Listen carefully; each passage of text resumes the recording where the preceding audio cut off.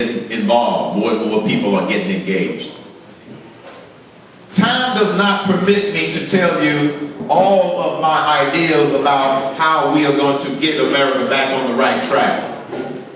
But allow me to share with you my approach to problem solving and my approach to all of these crises, which is the same approach I have used to turn companies around, to save companies from bankruptcy. And I believe that these same principles will apply in government. The first thing you do is you got to solve a problem. Make sure you're working on the right problem. It might seem like common sense, but common sense left Washington, D.C. long time ago, and it can't get back. Number two, assign the right priority. That means that if you have a problem that you want to solve, and if we need money to secure the border, let's put the right amount of money there to fix it. Don't just keep talking about it. Number three, surround yourself with good people. That is one of the most important parts. Because if you do that, number four, you can then put together the right plans to work on and solve the right problems. And then here's the fifth one. And this is where you come in. And that is, in order to get some of these tough problems solved and some of these issues resolved, the people have to be engaged in the process. And what that means is when I share with the public how we are going to provide a boost to this economy, it's going to be something that you can also understand. I'm not going to be doing 2,700-page bills. No. We're going to have legislation that people can understand. And then if you understand it, then you will support it and embrace it, and then you will call your representatives. Let them know how you feel about it. This is that element that we need in order to get change done in Washington, D.C. So that's my problem-solving approach. And the thing about it is, I've been asked at times, is it too late for us to take this country back? Absolutely not.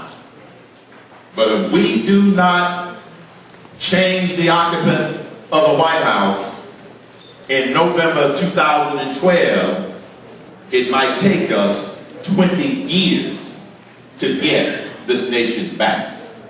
And so I want to challenge each and every one of you to make sure you do what you can do. I'm running for president, but you can do what you can do to help us get this nation back on the right track. And the words to the closing song of the 2000 Olympics challenges each of us to do just that. When it says, life can be a challenge. Life can seem impossible. It's never easy when there's so much on the line. But you can make a difference. There's a mission just for you. Just look inside and you will find just what you can do. If we all look inside, we will find just what we can do to get this nation back on the right track. Thank you. I am HermanCain.com, running for president.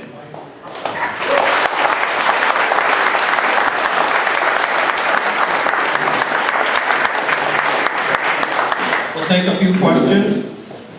And the reference right there.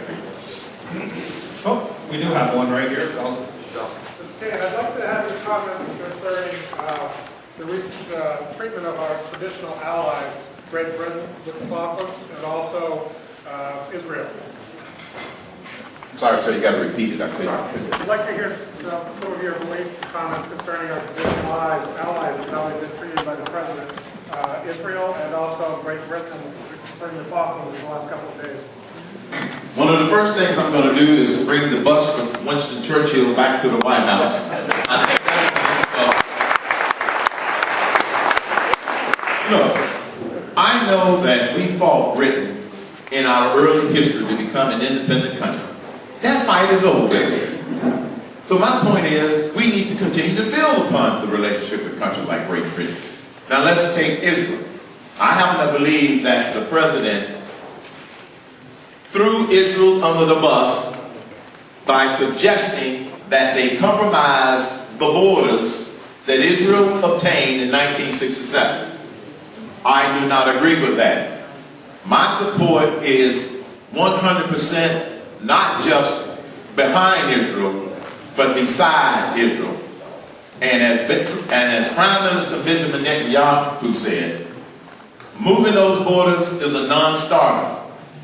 Dividing Jerusalem is a non-starter. The Palestinian right of return is a non-starter. I happen to agree with Prime Minister Benjamin Netanyahu because, as I have called it, the Cain doctrine is real simple. If they mess with Israel, they're messing with the United States of America.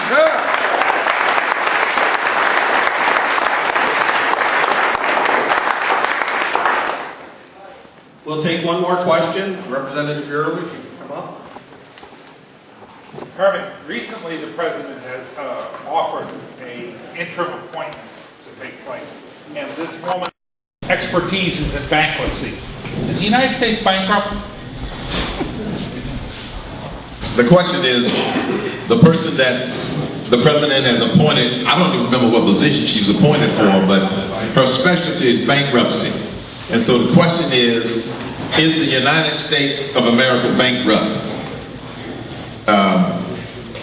Yes. We are broke. Now some people haven't figured out what broke means.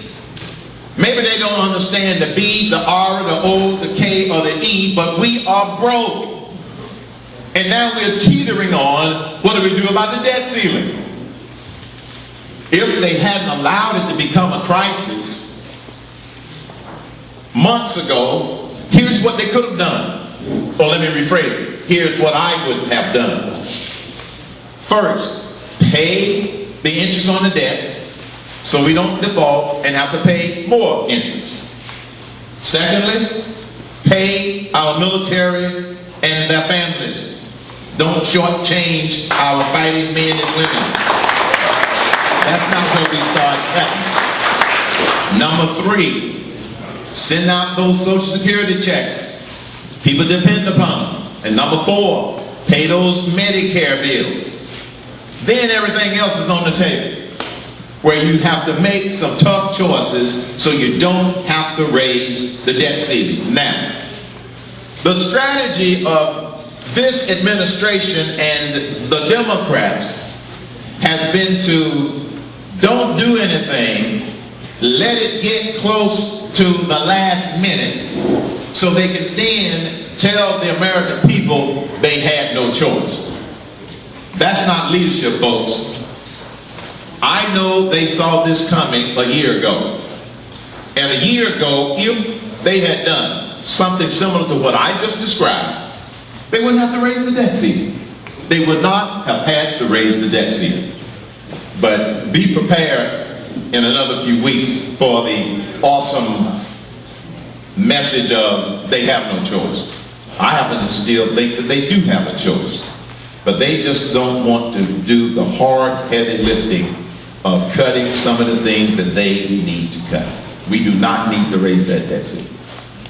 Well, I want to thank you all again for your attention. Thank you for being here. And make sure you watch the debate tomorrow night. I'm going to be there. Thank you, Herman Cain.